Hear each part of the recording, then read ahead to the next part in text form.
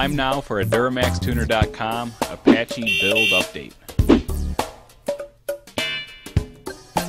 Okay, so this is our 6th episode, and we're really starting to get more into the engine side, into the make and power side. So not so much in the body shop for this episode, more on the bench and on the engine stand putting this thing together. Really the heart and soul of any pulling truck is the turbocharger. I have a factory turbocharger here. It's relatively small. It's designed for quick spool up and delivering good amount of air at low RPM. Upsizing the turbocharger is a very common modification to add horsepower to a Duramax, and sled pulling is no exception. So the biggest turbocharger you can stuff into the truck is really what we're going for here. Unfortunately, most of the rules and sanctioning bodies have caught on to that, so they're going to limit the class based on the inducer bore of this turbocharger. So how wide is this bore?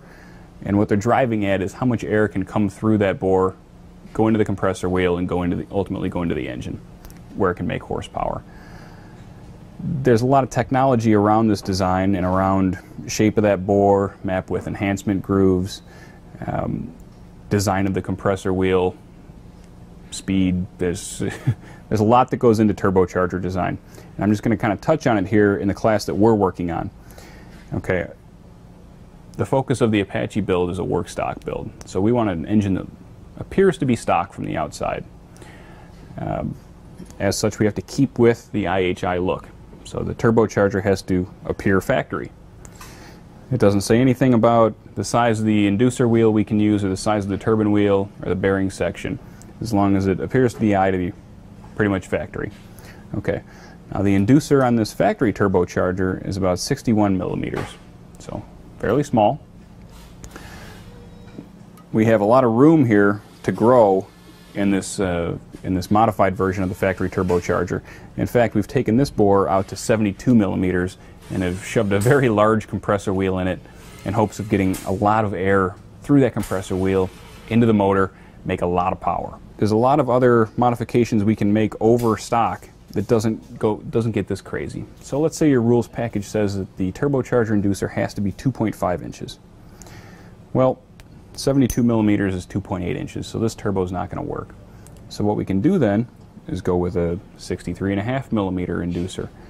You know, still upsize over stock, still make significant power over stock, still appear to be factory, and still fit your rules package while giving you an edge on the competition. If you're in a competitive sport, motorsports especially, you expect to fabricate and you expect to have to make things fit.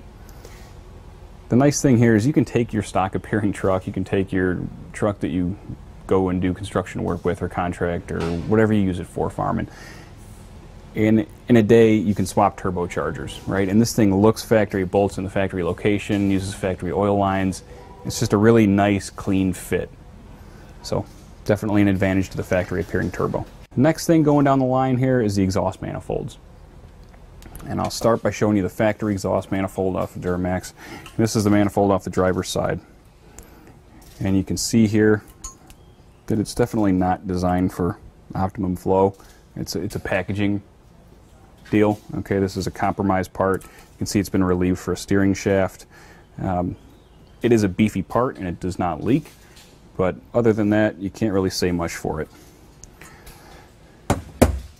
Because we're building a high RPM, high horsepower engine, we want the most exhaust flow we can get.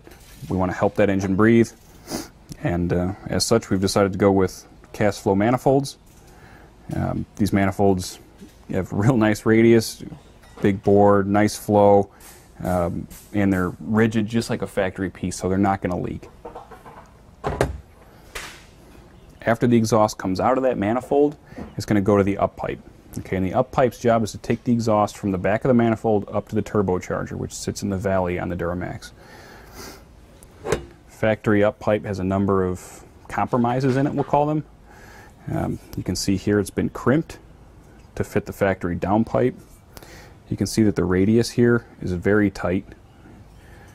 A piece that's not designed for optimum flow, but again, more packaging, and as long as it meets that 290, 300 horsepower at the rear wheels, we're fine. Ship it. Okay, that's not going to work in our class. Okay, we need more. We had these up pipes specially built. They have a nice radius to them. Big, you know, they're much bigger than the factory piece. They're made out of stainless. Nice TIG welds, increase the size on the bellows, and again a nice radius on this side. You can see we still keep with the factory flange to avoid leaks. Leaks are going to kill you on power, so it's really important that aside from flowing well, we avoid exhaust leaks, especially because the amount of heat and pressure in this system is enormous. After the exhaust travels up and goes through that factory up pipe and into the turbocharger, it needs to come out and get into the exhaust system. And it's going to do that via the downpipe. Now, the factory downpipe has a crimp in it right here. This downpipe does not have that. It's a true 3-inch downpipe. It's heat wrapped, nice TIG welds. This is a flange, obviously, for our LB7. It's the 6-bolt style. Again, designed for flow, designed to get that exhaust out of the system, keep that engine cool at high RPM and high power levels. Okay, so this is a high pressure pump, and it's really hard to tell one apart from the other. But let me assure you that this is one of the baddest high pressure pumps you will ever find. This is a 12mm stroker pump from Exergy Engineering. We've proven 850 rear wheel horse with plenty of fuel to spare on our Dodge. This pump will take us wherever we want to go in a stock appearing 2.5 class. And what's more is it fits in the factory location and really gives nothing away to the potential of the truck.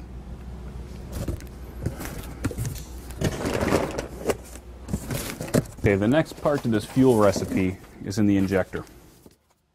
The fuel quantity that you can get into the engine per stroke is governed by 3 variables. The amount of pressure at the nozzle, the size of the nozzle, and how long the injector is turned on for, so the duration. We have control over duration and pressure in the tuning, but we do not have dynamic control over the nozzle size, so we only get to pick that once. For this build, we elected to go with Exergy's 100% over LB7 injectors. Sure, they look nice. You really can't tell anything by looking at them.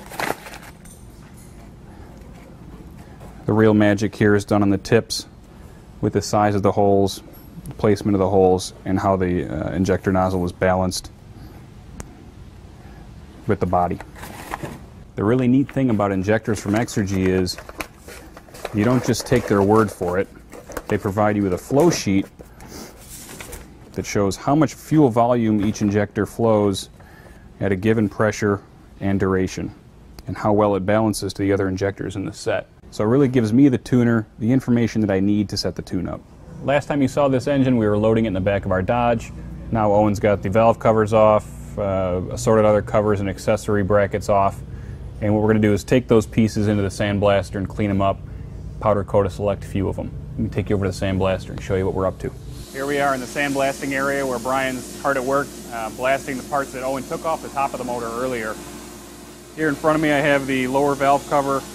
This unit has not been sandblasted yet and is, corroded and nasty and not ready for powder coating. And then I have one that Brian sandblasted. You can see it has a very nice finish to it. It's all clean. It's ready to be powder coated whatever color we choose. You can see we got a table of other parts here, some front parts off the engine, accessory brackets, top valve cover. So Brian's got a bit of work ahead of him yet, but he expects that. We're excited to get this done and get things to powder coat, really get that engine coming together. I'm Nick. Thanks for watching.